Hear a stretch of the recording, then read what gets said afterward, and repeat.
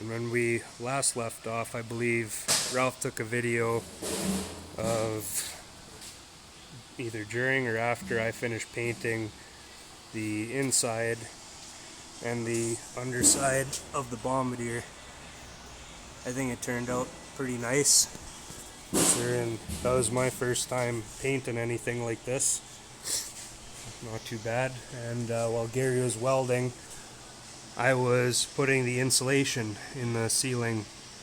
I cut this styrofoam a couple weeks ago, and I just finished gluing in half of it and using these willows to hold everything into place while it cures.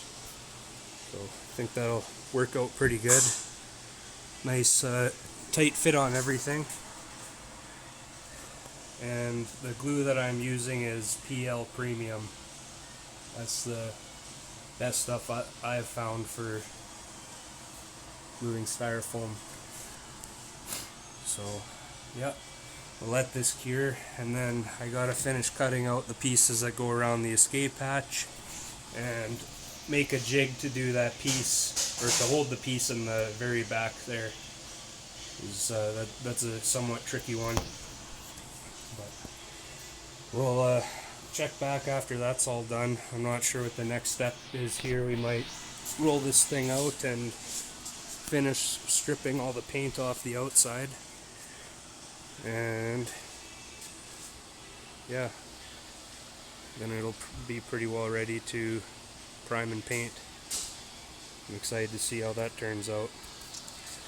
And Charlie's in the shop right now because it's about 35 degrees out and muggy, and there's a shitload of mosquitoes that are eating them alive. So he figured out pretty quick that this is the best spot to be in this weather.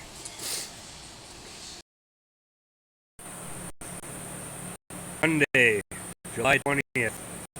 Ralph here, and today under the pinion.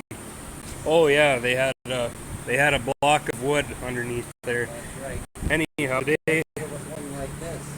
yeah, today we are finally installing the differential. It's been out for a while. We had to make these two access plates. There's one that sits under the pumpkin, and there's one in the back for draining engine oil. And when this came in, there was a log jammed underneath the pinion side of the differential. It wasn't very tight, so it was rocking back and forth, and that caused the mounts on the frame to get bent. They're not perfectly smooth, so what we did is, to fix that, we made a jig and straightened out these brackets, and then we made these new spacer plates that go in between here. And that'll also give us a little bit more clearance between the pumpkin and the guard pan underneath there. And back here is that plate for accessing the drain plug for changing motor oil. This is all captive, so if you loosen that off, you can move that plate and you're not going to lose it if you have to do something out in the bush. Alright, we're going to install those spacers and then we'll check back later. Alright, one other thing that we wanted to get done before we got too far ahead with reinstalling the differential sprockets and tracks is put in these track dampers. They go right in the front corner of the track tunnel, and that's to help lower the amount of noise that the tracks make when they throw ice and snow up against here. So these are made out of about 3/8 inch thick rubber belting, and they slide right into these brackets here. Those are original. All you do is you pry them out a little bit, slip this rubber in, and then take a hammer and crimp it back on. And those won't go anywhere. Monday, July 20th, and I have been gone for 5 days. I had to go to the city for a dental appointment, 2 of them, I had a cracked tooth and got that drilled out and filled in. And these guys have got the airboat out of the shop. And I'm going to check in with Dad and Aidan to see what's going on. And we'll take it from there. Pans in and rivet it. Okay. So the dip is back in. That's the dip pan that they put in. So we have to make spacers underneath here. Yeah. And we're ready for U-boat. And we made 2 of them. Okay. This is rubber packing to protect the wheel well. So the sockets are not making too much noise. Okay. When they're blowing ice, cutting the dump to go back in here, and then put a false floor in, and then finish the insulation. Okay. So Dad said they redid this here, and then they put in a false floor, and then he got all the insulation on the top part here done. So I would have taken them some time. That's looking nice. Aidan's cutting wood, so that's why it's so loud. Aidan was gone for a couple of days, so he's just getting caught up on his work here. I don't know what the hell's going on with this. So that's the drain pan for the engine. So the idea is that you unbolt that underneath and it comes off, so this way you can get access to your engine for changing oil.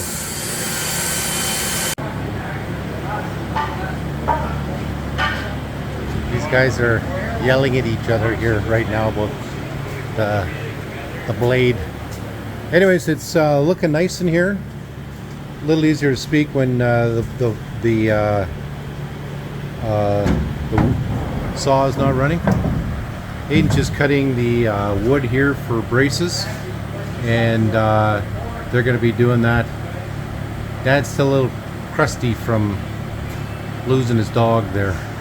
Anyways, they're plugging away at this here. Like I said, I've been gone for 5 days, but Aidan was gone for 3 of those 5.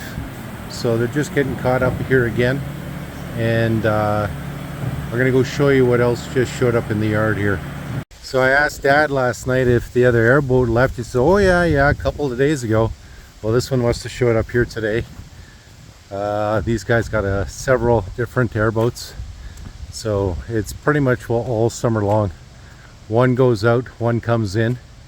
And depending on how quickly they need these back, the Dad and Aidan will stop and do the servicing. But he's trying to put some more time on the Bombardier just so he can progress, because he can't just stop everything, and that guy's going to want his Bombardier back soon enough. So it's dusty and muggy in the shop. They got the big shop fan going here, but it's been pretty damn hot here, like plus 30, humid. They have basically only working half days around here because of the weather. When it's like this, I don't really want to see Dad out working anyways too hard, because it's too hard on the system. If he can do gardening in the morning and then like a couple hours in the afternoon, perfect, because otherwise just too hard on him. 3 pecker-headed dogs for treats and water and love at the end of the day. Oh, what to be a dog at the Dad's repair shop.